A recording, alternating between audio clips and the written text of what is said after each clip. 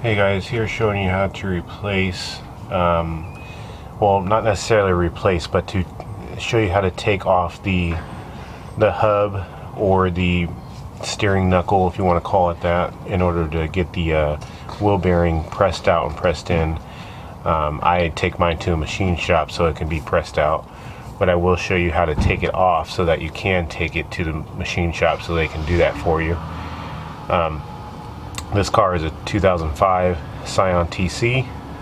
This will work for all of the first generation Scion TCs. It's pretty straightforward. Actually, it's very similar for a lot of Toyota vehicles around, from around 2003 on to 2011 or so. Very similar. This car has aftermarket wheels. If yours has, it doesn't really matter the wheels, but the first thing you will need to do is to pop off the center cap that's located on the wheel. This cap was right here usually.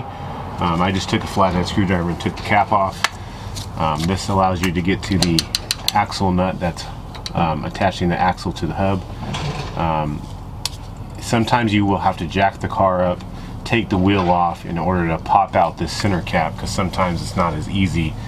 So if you have to do that, make sure you jack the car up, pop out the center cap, put the wheel back on, and put it back down on the ground. If you're using air tools or you have an impact of some sort, it really doesn't matter if the car is up or down to take this nut off. But if you're not using air tools, or if you don't have an impact of some sort, then you will need to put the car back down on the ground so that the car has weight on it, so you're able to move to break this nut loose, because it is on there pretty good. You need a 30 millimeter 12-point socket for this. Looks something like this to take off the axle nut. As I was saying before, I have an impact, so I'm able to take it off. But if you don't, just get a breaker bar, and if you need to get a bar or a pipe or something to give you more leverage to break that loose, and go ahead and do that. But this would be the first thing you'll need to do, is loosen this so that you can take it off like so, and then you can just leave it off to the side like that. It's fine. Now, next thing we need to do obviously is to jack the car up, support it on jack stands, and get the wheel off. So I'm going to go ahead and do that.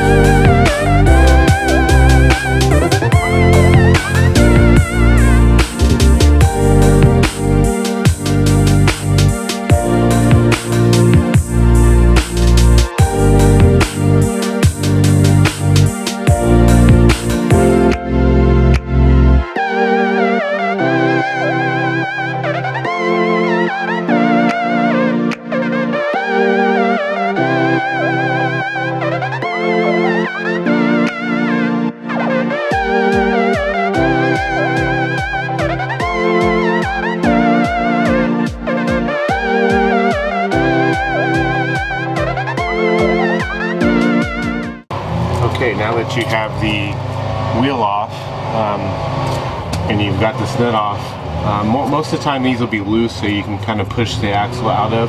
But pretty much what we need to do is remove this entire knuckle here, which involves taking the brake caliper off, taking the rotor off, so that we can just get straight, just so that we can take the knuckle off. So the first thing we want to do is to take the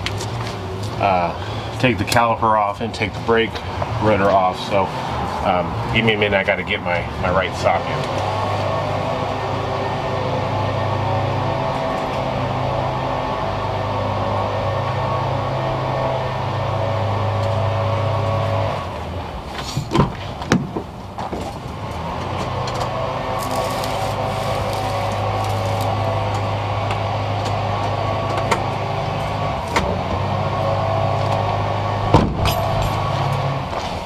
So in order to get these off, we'll be using a 14 millimeter wrench to pull off the caliper.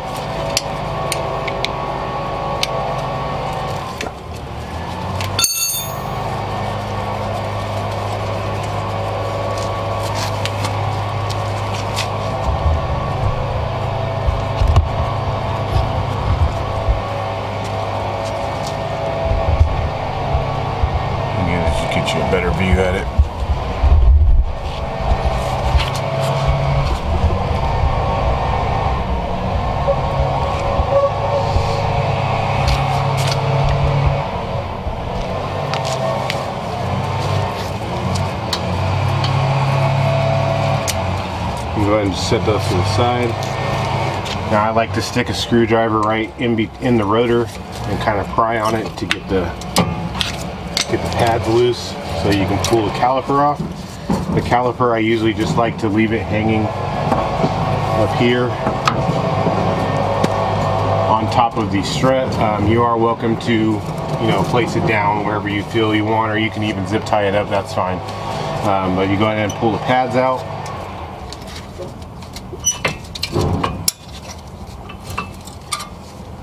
And just set them to the side.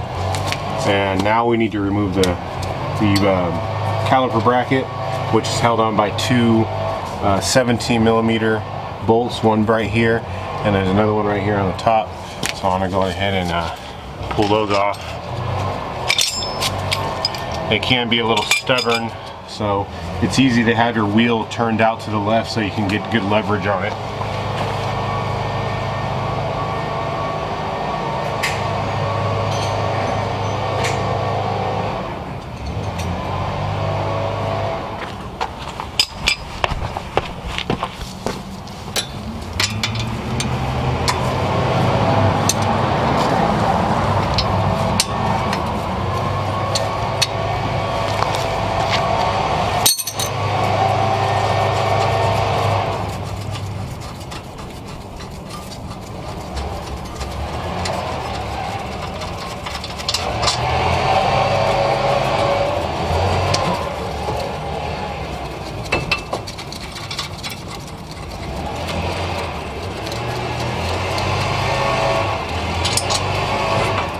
Go ahead and set this down on the side. Remember where all your bolts go. So now your rotor should just come off just as this one will. And just set that down on the side.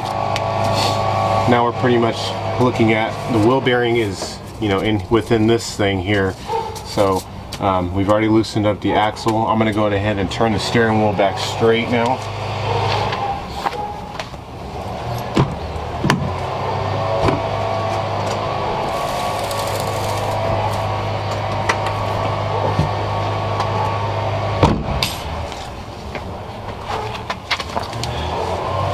So you will notice coming down from the top of the strut here, there is an ABS line that's attached here. If you follow it down, it goes right into the hub. So it's held on by one 10mm bolt. It's right back here where I'm pointing at. You loosen the 10mm, then you go on ahead and wiggle the sensor out.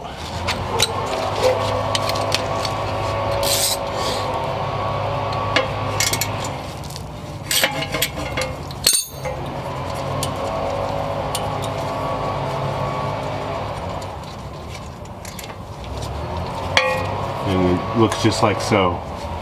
It might be a little dirty, you can wipe it off, but you can just tuck this up on the side. You don't need to disconnect it from anywhere else. And don't forget to save the bolt there. So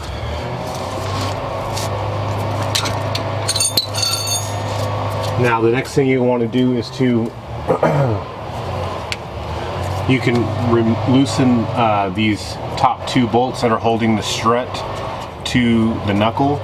I believe they are, let me see what size they are. They are 22mm, so you can use a wrench to hold one side like so, and then you can use a breaker bar on the other side to loosen up the nut. Now once you get them loose, don't take them all the way out, just kind of just leave them in their place, because you will need to disconnect a few other things. Okay, now we've got the strut bolts here loose. You can go ahead and focus your attention on the tie rod end, which is this one here.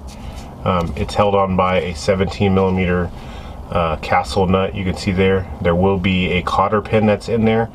You can just use a flathead screwdriver to kind of bend it back straight and then pull it back out of the other side. So pretty much you know, the cotter pin just was in here. I bent it straight and then just pulled it out. And then you can go on ahead and loosen up this nut here and remove it.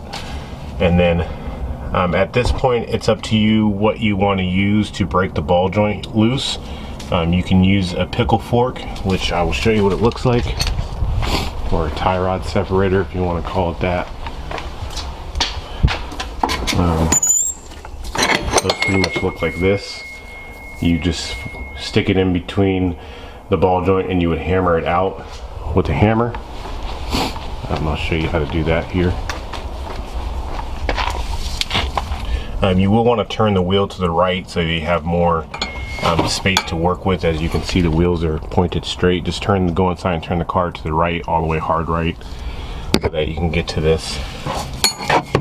But the pickle fork pretty much just slides right in here, and you would hit the end of it with the hammer, and the force of this will break this loose. I don't like to use these much anymore unless I have to or I'm in a pinch, because they tend to just ruin the ball joints. But it is kind of difficult to not ruin the ball joint when you're doing that. But what I like to use instead is this tool here.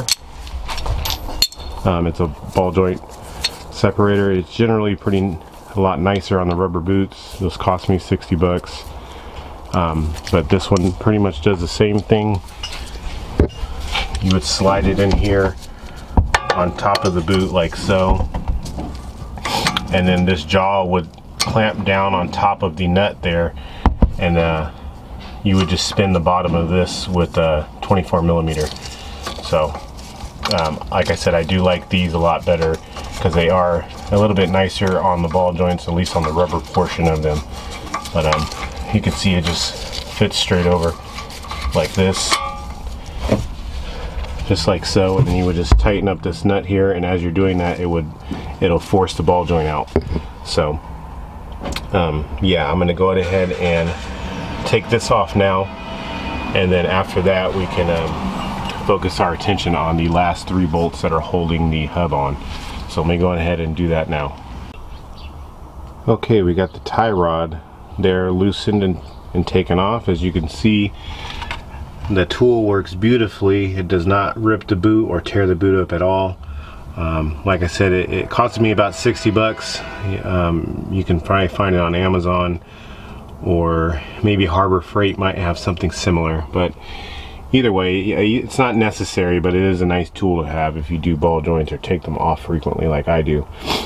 So to recap, we had to take off the caliper and the rotor. Took off the caliper bracket, which you can see is sitting over here on the ground. Then after that, we went on ahead and loosened up the strut bolts here, which are 22 millimeters. You probably will need a breaker bar for them because they're on pretty tight. We had to take and remove the ABS sensor, which was a 10 millimeter, the wire that's over here on the side. And then now we've just taken off the tie rod in. So the only 3 bolts that we need to take off are actually located on the bottom of the control arm. I can't really get a good angle at them or view at them, but right underneath the lower ball joint, there are 3 17 millimeter bolts that you need to take out and remove. That way the entire bottom part of the hub or the knuckle will actually just slide out from the control arm. Be careful when you're sliding it out, because it is still attached up here to the strut. I leave those bolts in there on purpose so that way the whole knuckle doesn't fall down on your hand or smack you in the face or something. So I'm going to go ahead and remove those, and then we can go ahead and continue from there.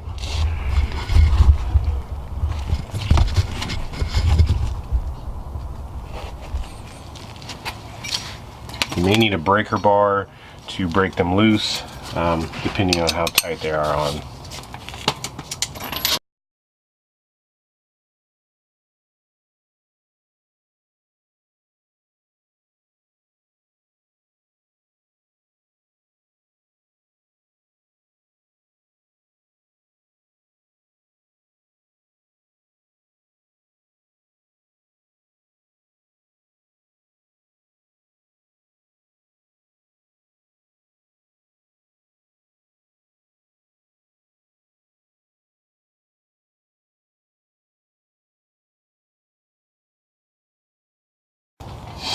Okay, we've got those all loose now.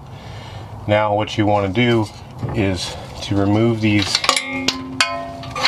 bolts that are located right here inside the strut. You'll find that if you kind of push and wiggle this, it's easier to get the bolts out. But you have to be careful because the lower control arm is under a little bit of pressure from the bushings, and then also you have the strut that's pushing down, so you're kind of working against two forces here. But just be careful and take your time. So now both the bolts are out. The knuckle will fall out just like you see, like this. It'll come straight out of the strut up here. Then you can go on ahead and push down on the lower control arm to lift the knuckle out.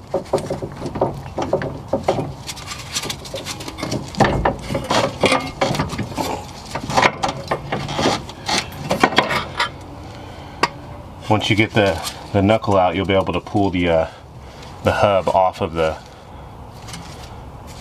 axle, and the axle will just sit right here.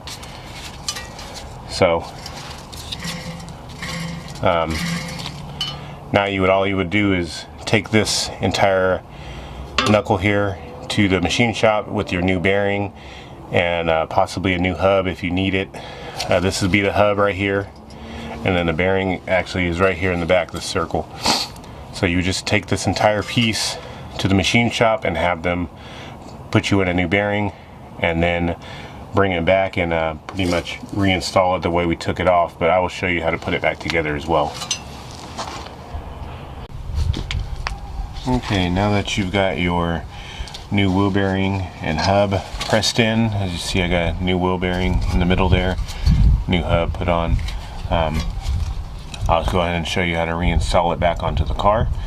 It's easiest to get it back on by pushing down on the lower control arm while lining up the bottom 17 millimeter studs here.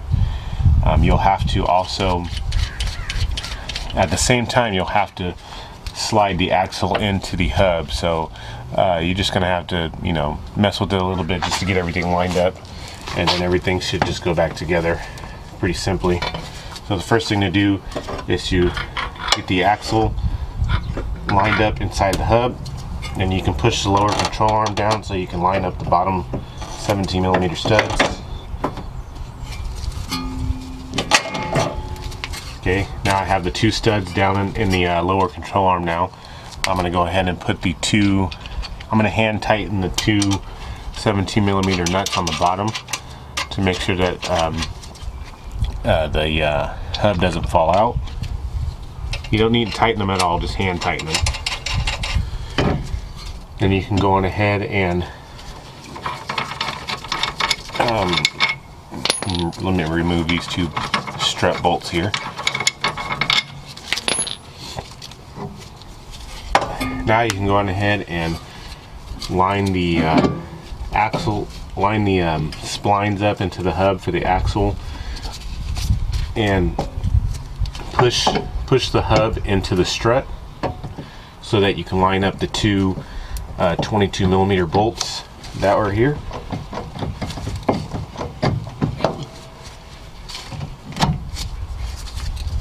See, I got the axles in here now, pushed in all the way. Now I'm going to go ahead and line up the two 22 millimeter bolts that go into the strut here.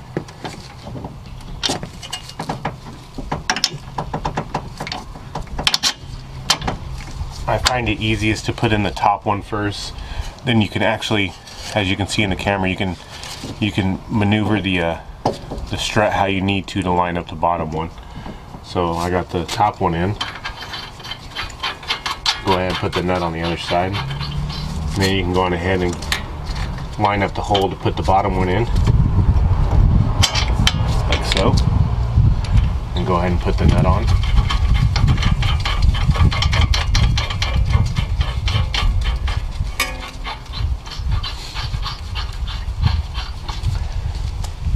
Now that you have the axle all the way pushed through, you can go ahead and just start the nut here. You don't have to get it all the way tight, just start it, that way the axle doesn't try to come back out on you. Now at this point, I like to go on ahead and tighten up the bottom 3 17 millimeters. If you remember, you put the 2 hand tight on there already. It's easiest to tighten those 2 nuts first, so that the very back hole kind of right now it currently looks like this if you're looking at it, but when you tighten up the nuts, the bottom ball joint will come close to the lower control arm like so. Then that will allow you to stick that last 17 millimeter bolt in there.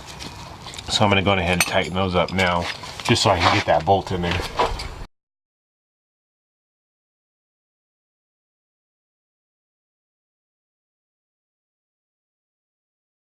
I know you guys probably see my nasty dirty hat. It's my work hat. So yeah, it's just how it is. Right now you should be able to thread in the last 17 millimeter bolt, and then you can go on ahead and tighten these all up here on the bottom. I believe they're around 59 foot-pounds for the torque spec, but again, I didn't look it up, so go ahead and get them real nice and snug.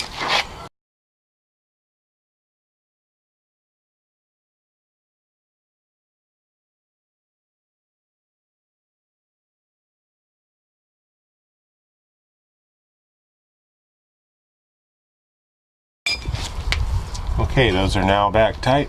Next thing you want to do is to tighten up the 22 millimeter shock bolts, the strut bolts. You probably need to use a breaker bar and a 22 millimeter along with a 22 millimeter wrench on the other side to make sure it doesn't spin. If you have impact, you could use that if you would like, but these also are torqued pretty tight. I believe somewhere around 68 or 70 foot-pounds. So but again, if you don't have a torque wrench or anything like that, just make sure they're nice and tight as you can get them.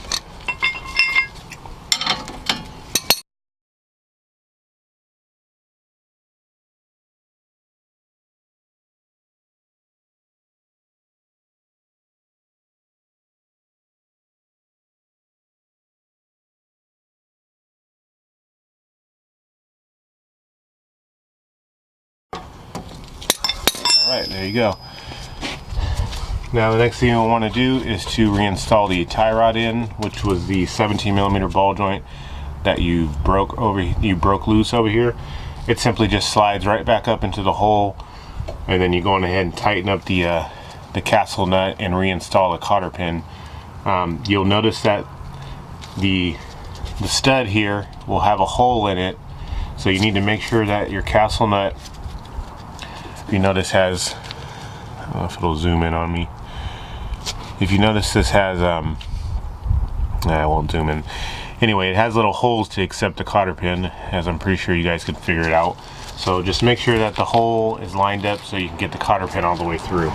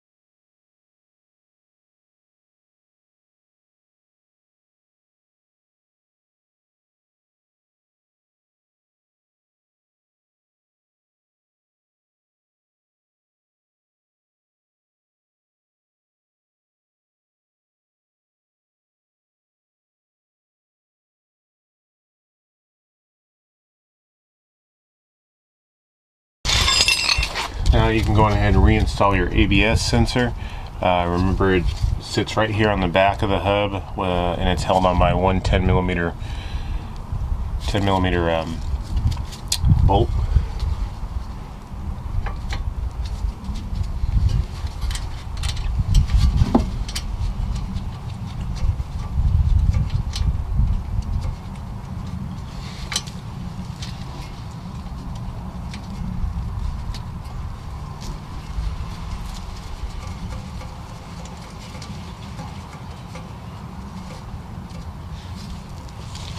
Okay, we can go on ahead and reinstall the rotor now. The rotor should just slide right back on the hub, like so. Then you go ahead and reinstall the caliper bracket. It's held on by the two 17mm bolts.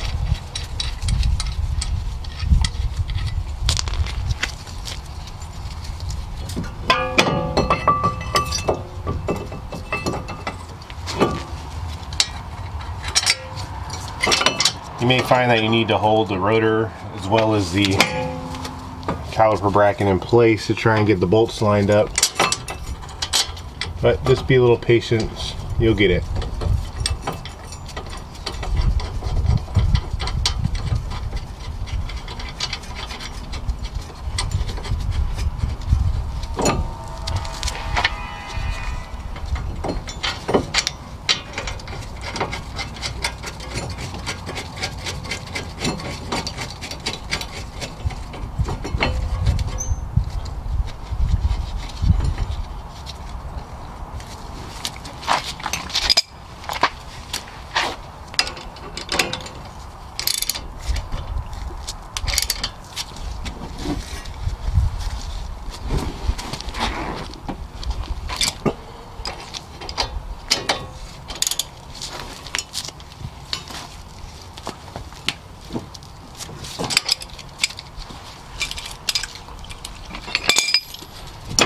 Okay, so that's back on. You can go ahead and put the brake pads back in.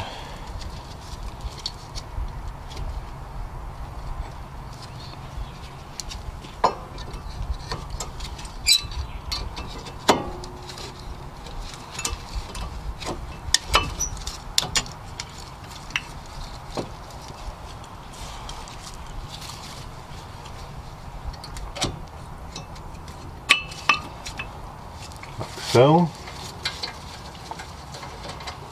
Then you can go on ahead and reinstall the brake caliper.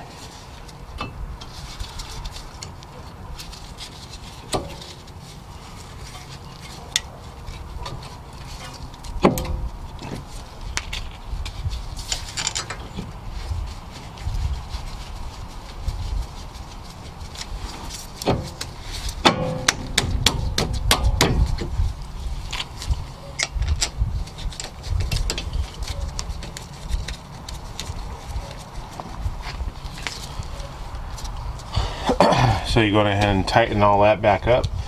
12mm here on the caliper, 17mm on the caliper bracket, a 10mm for the ABS line, and that's pretty much it. After you get all that tightened back up, go on ahead and go inside the car and pump the brakes a few times just to make sure that this tightens itself back up here. And then at this point, the axle nut torque here is 159 foot-pounds, so I suppose you can get it as tight as you can here right now while it's up in the air.